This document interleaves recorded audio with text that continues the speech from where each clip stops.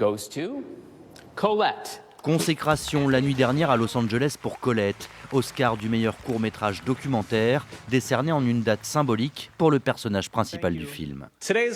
Aujourd'hui, c'est l'anniversaire de Colette. Elle est née juste 22 jours avant la remise du tout premier Oscar en 1929.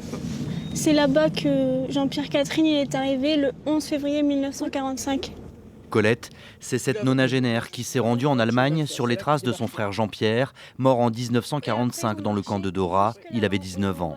Colette était accompagnée de Lucie, alors adolescente passionnée d'histoire, qui a participé au recensement des 9000 déportés de France à Dora. Bénévole à la Coupole d'Elfaux, la jeune Audomaroise a été particulièrement touchée par le parcours de Jean-Pierre Catherine.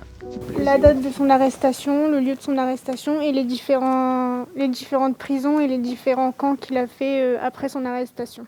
Je me dis que j'ai le même âge que lui, l'âge qu'il avait, et j'ai la chance de vivre dans un monde où on est libre. Et du coup, ma mission, c'est de raconter son histoire. Parce que la seule chose qui me reste de mon frère, c'est ça. Et je pense que ça va très bien aller à ton... Ce sera un gros droit. Tiens ma puce. L'Oscar gagné la nuit dernière est un aboutissement d'une histoire forte partagée entre Lucie et Colette.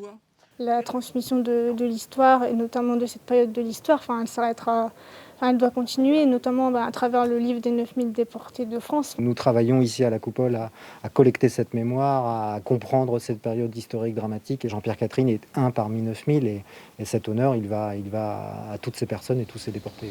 Comme Jean-Pierre Catherine, plus de la moitié des déportés de France à Dora, soit près de 5000 personnes, n'en sont pas revenus.